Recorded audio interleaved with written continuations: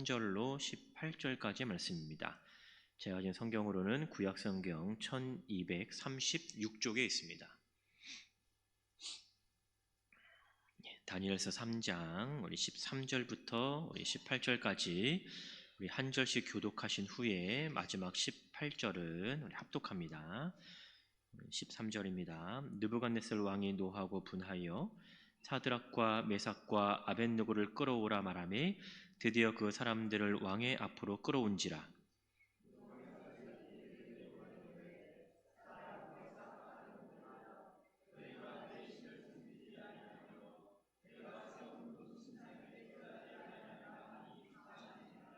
이제라도 너희가 준비하였다가 나팔과 피리와 수금과 사면금과 앙금과 생황과 및 모든 악기 소리를 들을 때 내가 만든 신상 앞에 엎드려 절하면 좋거니와 너희가 만일 절하지 아니하면 즉시 너희를 맹렬히 타는 풀무불 가운데 던져 넣을 것이니 능히 너희를 내 손에서 건져낼 신이 누구이겠느냐 하니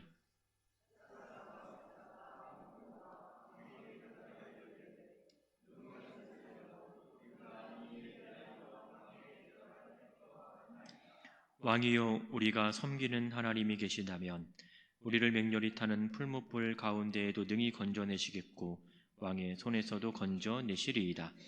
그렇게 하지 아니하실지라도 왕이여 우리가 왕의 신들을 섬기지도 아니하고 왕이 세우신 금 신상에게 절하지도 아니할 줄을 아옵소서. 아멘. 우리 앞뒤 좌우에 계신 분들 이렇게 인사하도록 하겠습니다. 잘 기억하셔야 돼요. 하나님의 사람, 집사님, 권사님, 장로님 이렇게 먼저 부르셔요. 하나님 사람, 집사님, 권사님, 장로님, 그 다음에 저도 하나님의 사람입니다. 이렇게 인사하겠습니다. 시작.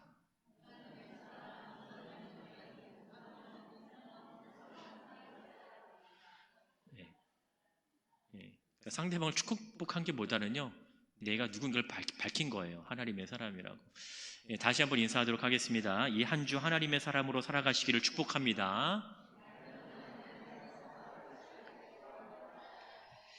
네, 오늘도 이 말씀이 또 여러분의 영혼과 삶을 깨우시기를 주의 이름으로 축원합니다. 며칠 부쩍 날씨가 많이 추워졌지요. 지난 여름에 정말 무더운 여름을 이렇게 보냈는데 그 여름은 또 그 여름 날씨는 무더위는 생각나지 않을 정도로 참 많이 추워졌습니다. 더우면 더운 대로 또 우리는 살아가고 또 우리는 추우면 또 추운 대로 그 날씨에 익숙해져 가면서 적응하면서 또 우리가 살아가겠죠. 우리가 무언가에 익숙해졌다라고 하는 것은요, 그것은 우리에게 낯설지 않다라는 것을 의미합니다. 오늘 우리가 읽은 이 본문도 이러한 익숙함이라고 하는 맥락에서 살펴보면 동일한 상황이지만 전혀 다른 모습의 익숙함이 나타나고 있습니다. 다니엘서 1장 1절을 보면 이 당시에 예루살렘은요, 바벨론 왕이었던 느부갓네살 왕에 의해서 통치를 받고 있었습니다. 그런데 이렇게 느부갓네살 왕이 통치를 하던 이 시기에 한 사건이 일어났어요. 3장 1절에 보니까 바벨론 지방의 두라 평지라고 하는 곳에서 높이는 60규빗이고 너비는 6규빗, 60규빗 하면 일반적으로 한 30m 정도 높이가 된다고 하고, 너비가 6규빗이면 3m 정도 되는 금으로 된 신상을 세웠죠. 그러니까 옆으로는 3m, 위로는 30m니까 또 그것도 금 신상이니까 그 금만 우리가 가지고 있으면 평생 부자로 살 수 있는, 그렇죠? 그만큼의 그 금을 투자를 해서 일단은 신상을 세웠어요. 그리고 한 다음에 이 왕의 정한 때 명령한 거에 따라서 이 금신상에 절을 해야만 하는 상황이었습니다. 여러분, 일반적으로 이제 동상을 만들어 세운다라고 하는 것은 이제 숭배와 관련이 되어 있습니다. 종교적인 의식과 관련이 되어 있는 거죠. 그러니까 대상에 대한 경배나 찬양과 밀접한 관련이 되어 있는 거예요. 자신이 가지고 있는 힘도 나타낼 수 있고요. 내가 이 정도의 권력을 가지고 있다라고 하는 자기 과시의 수단이기도 한 거죠. 더군다나 이 느부갓네살 왕이 세운 거예요. 금으로 만든 그 신상을 세웠죠. 그리고 뭐라고 얘기합니까? 3장 5절에 보니까 너희는 이 금신상에 뭐하라? 절하라 라는 거예요. 그러니까 절하라라고 하는 것은 섬겨라라는 말하고 똑같죠. 경배해라, 예배해라, 찬양해라 이 말입니다. 그런데 우리가 여기서 볼 수 있는 것은요, 권력을 가졌던 느부갓네살 왕은 사실은 자신이 경배를 받아야 할 대상이 아니다라고 하는 사실을 잊고 있었던 것이고, 또 하나는 권력 앞에 무릎 꿇었던 자들은 경배를 해야 할 대상을 바르게 분별하지 못했던 어리석음이 두 가지가 보여지고 있는 것이죠. 하나는 왕에 대한 잘못, 하나는 거기에 엎드려 절하는 그 사람들에 대한 잘못이 오늘 이 본문에서 이 배경을 이루고 있는 겁니다. 이와 전혀 다른 모습이 오늘 본문에서 나타나고 있는데요, 이미 앞서 말씀드렸듯이 이 금신상에게 절하라고 하는 명령은요, 어느 누구도 예외 없이 모든 자들에게 주어진 명령이었습니다. 그래서 오늘 읽었던 본문 앞서서 7절, 3장 7절을 보시면 모든 백성과 나라들과 각 언어를 말하는 자들이 라고 얘기하면서 쫙 끝에 보면 금신상에게 엎드려 절하니라 라고 얘기하고 있죠. 자, 6절도 보시면 누구든지 엎드려 절하지 아니하는 자는, 그럼 누구든지는 모든 사람이 다 그렇게 해야 한다라는 것을 우리에게 보여주고 있는 거죠. 이러한 명령에도 불구하고 이 명령을 따르지 않았던 자들이 있었죠. 12절을 보면 이 우상화에 참여하지 않았던 사람들의 이름이 나타나는데, 우리가 다 잘 알고 있는 다니엘의 세 친구였죠. 사드락, 메삭, 아벳느고였습니다. 이들을 일러 바치는 자들이 이들에 대해서 이렇게 얘기를 합니다. 저 12절의 하반절에 보니까 이렇게 얘기합니다. 이 사람들이 왕을 높이지도 아니하고 왕의 신들을 섬기지도 아니하고 왕이 세우신 그 금신상에게도 절하지 아니한다라는 거예요. 이것을 다시 다른 말로 표현하면 한마디로 그 당시에 지금 모두가 당연하다고 여겨졌던 것들에 이들은 참여하지 않고 있습니다 라고 하는 거죠. 그러니까 왕의 명령에 이들은 불순종하고 있습니다 라는 거예요. 당시 사람들은 당연히 느부갓네살 왕을 왕으로 섬기고 그를 높이는 데 익숙한 삶을 살아 있었던 것이고요, 또 그들이 믿는 신들을 섬기는 거에 익숙하고 왕이 세운 금 신상이었기 때문에 당연히 명령을 받들어서 그 신상을 섬기는 것이 모두에게 익숙한 것이었죠. 그런데 이들의 시각에서 이 다니엘의 세 친구를 보니까 오히려 익숙함이 아니라 낯선 모습이 드러나고 있습니다. 왜 그래요? 자신들과는 전혀 다르게 지금 행동을 하고 있습니다. 모두가 풀무불이 두려웠기 때문에 금신상에 절하기도 하는데 이들은 그러지 않고 있습니다. 그러니까 정상적인 생각을 해보면 당연히 그렇게 해야 할 것을 지금 다니엘의 세 친구는 하지 않고 있다라는 거죠. 당연히 그들의 시선에서는요, 이 다니엘의 세 친구가 낯설 수밖에 없습니다. 여러분, 여기서 이 익숙함과 이 낯설음은 어디서 보느냐에 따라서 그 의미가 서로 다르게 이해될 수 있습니다. 때로는 나에게 낯선 것이 다른 사람들에게는 익숙한 것으로 느껴질 때도 있고요, 또 나에게 익숙한 것이 다른 이들에게는 낯선 것으로 여겨지고 느껴질 때도 있다라는 말입니다. 여러분, 세상 사람들에게 이 익숙함이 신앙을 가지고 있는 우리에게는 낯선 것이 됩니다. 반대로 우리의 익숙함이 믿음을 가지고 있는 세상 사람들에게는 전혀 새로운 것, 낯선 것으로 다가오게 되는 것이죠. 마치 복음이 우리에게 익숙하지만 믿지 않는 자들에게 낯선 것처럼 이 주어진 상황 속에서 이 익숙함과 이 낯섦이라는 것은요, 상대적이라는 것이에요. 여러분, 느부갓네살 역시 이 다니엘의 세 친구들이 하는 이 행동은요, 익숙하지 않은 모습입니다. 그렇잖아요? 그 어디에도 왕의 명령을 어기는 사람들은 없었다라는 거예요. 왕이 한마디 하면 그냥 그 말대로 순종하는 것이 지금까지 아마 본인이 겪어왔던 자연스러운 현상이겠죠. 그런데 오늘 그 사람들은, 이 다니엘의 세 친구는요, 그렇게 하지 않습니다. 왕이 명령했는데 그 왕의 말을 어기고 있는 거예요. 그 명령을 어기고 있다라는 거죠. 오늘 우리가 읽은 본문 13절을 보니까 이렇게 성경은 기록을 하고 있습니다. 느부갓네살 왕이 노하고 분하였다라는 거죠. 그러니까 화가 극도로 치밀어 올랐다라는 거예요. 너희가 감히 나의 명령을 어길 수 있겠느냐라는 거죠. 그래서 왕은 그들을 불러내서 이렇게 얘기를 해요. 14절, 15절 정리를 하면 이런 거죠. 내가 듣자 하니 너희는 나의 명령을 어기는 것 같더라. 그러니까 지금도 그런데 지금이라도 너희가 너희 마음을 돌이켜서 내 명령에 순종을 하면 내가 용서해 주겠다. 그런데 그렇지 않으면 뭐한다? 풀무불에 던져 넣어버리겠다라고 하는 얘기를 하는 거죠. 그러면서 마지막 말에요, 한마디를 딱 덧붙이고 있는데 아주 의미심장한 말을 던지고 있습니다. 15절 맨 마지막 쯤 보시면 능히 너희를 내 손에서 건져낼 신이 누구이겠느냐라고 얘기하는 거예요. 능히 너희를 내 손에서 건져낼 자가 누구이냐라는 거죠. 그러니까 협박 아닌 협박처럼 들리는 거죠. 그죠? 한마디로 정리하면 뭐예요? 너희는 줄을 잘 서야 할 것이다 라는 거예요. 누구 편에 서 있는 것이 너에게 더욱더 유익할 거냐 잘 생각하고 판단하고 행동해라 라는 거겠죠. 아무도 내 손에서 너희를 구원할 자가 없다라는 말입니다. 이것이 바로 느부갓네살 왕에게는 이것이 익숙한 삶이었던 거예요. 모든 사람들의 생각은 중요하지 않죠. 나의 생각이 중요하죠.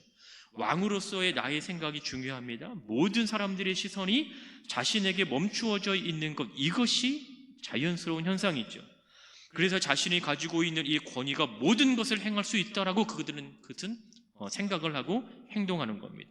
자신보다 높은 이도 없고 자신을 대신할 그 누구도 없다라는 거예요. 근데 이러한 왕의 시선을 누가 지금 바꿔놓고 있는 거예요? 사드락과 메삭과 아벳느고가 바꿔놓고 있는 거죠. 여러분, 오늘 본문에 보니까 왕이 이렇게 얘기를 하고 난 이후에 16장 저 끝에 보십시오. 이들의 대답은요, 뭐합니까? 왕에게 대답할 필요가 없나이다, 이렇게 얘기합니다. 이거를 전문용어로 이들은요, 간이 부은 거죠. 왕이 말을 하고 있는데요, 왕에게 말하는 그 대답이요, 우리는 당신의 말에 대답할 가치를 느끼지 못합니다 라고 얘기를 하는 겁니다.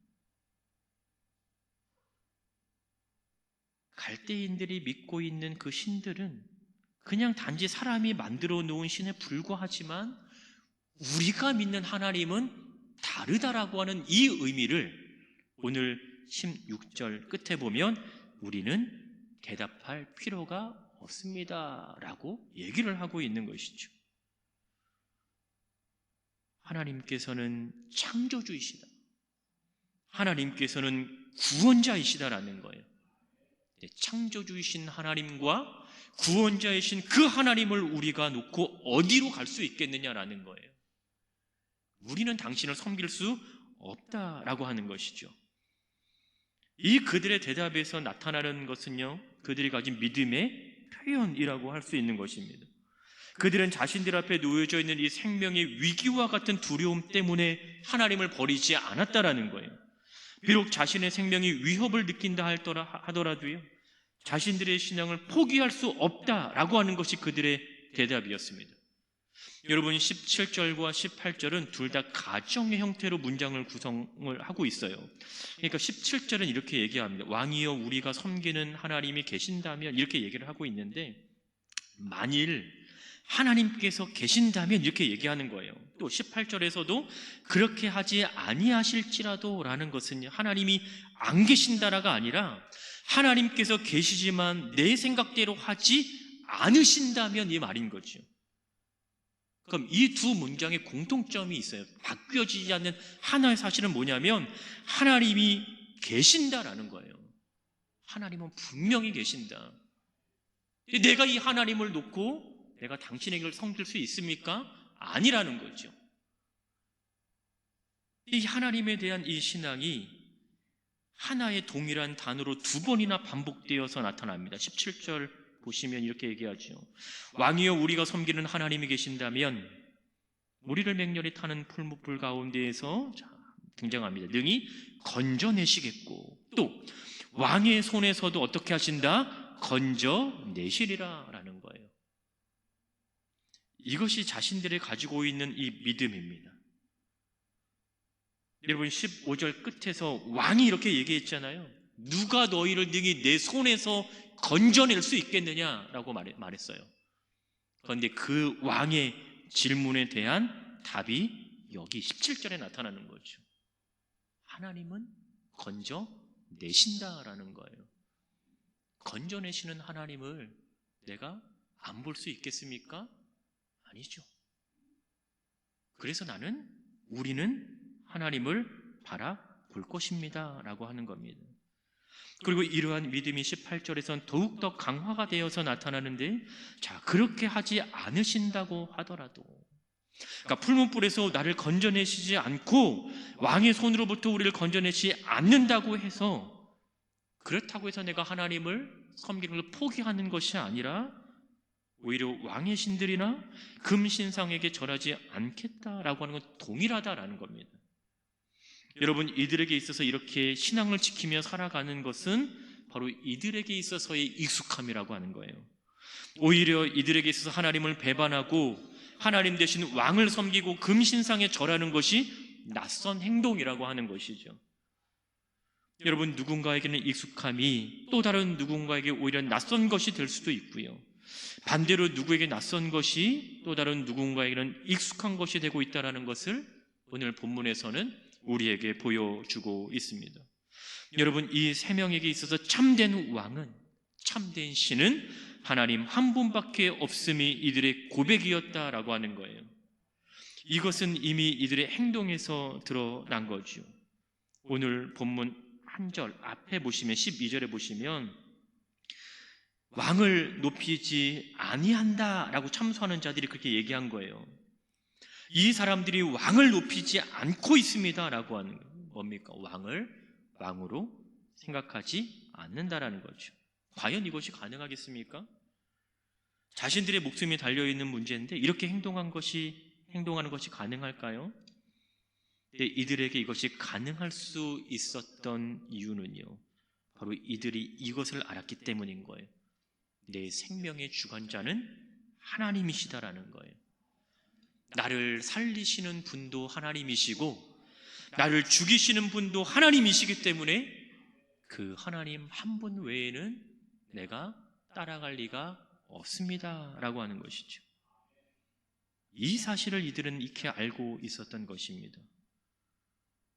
여러분, 나는 또 우리는 어디에 익숙한 삶을 살아가고 있을까요? 때로는 이 익숙함이 내가 누구인지 잠시 잊게 하는 경우들을 만들기도 합니다.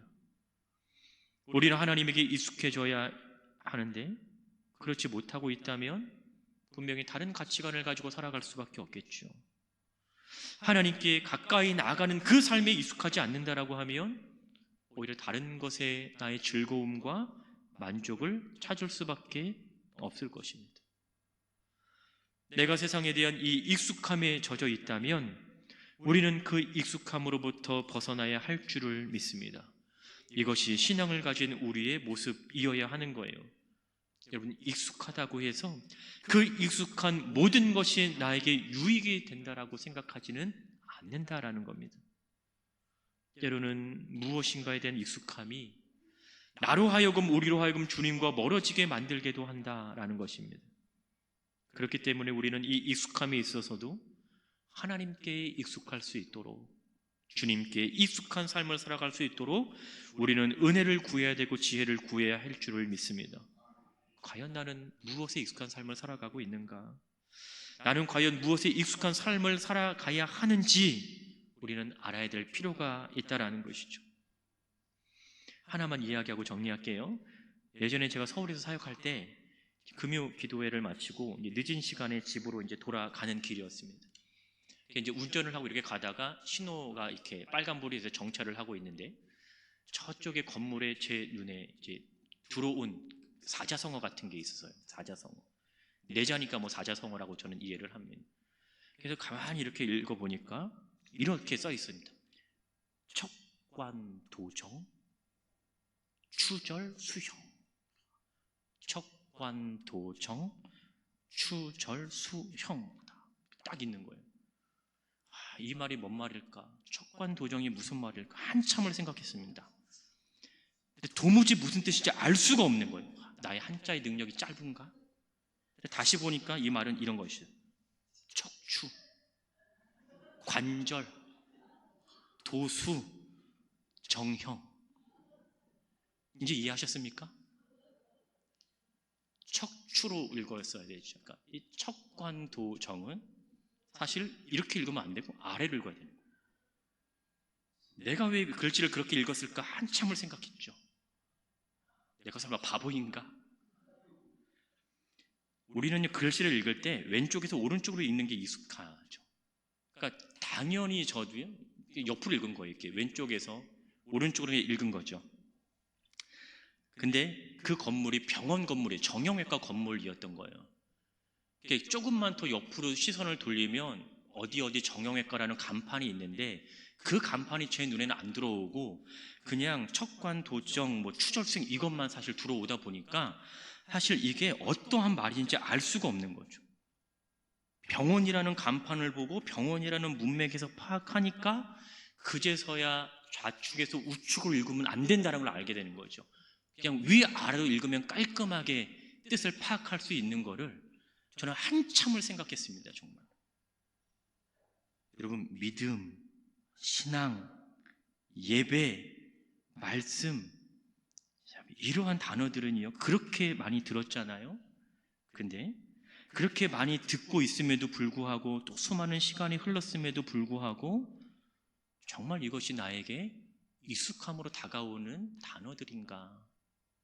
하나님을 예배하고 하나님의 말씀이 가까이 나아가고 하나님 주시는 그 믿음으로 내가 살아가는 것, 과연 이것이 나에게 익숙한 것인가?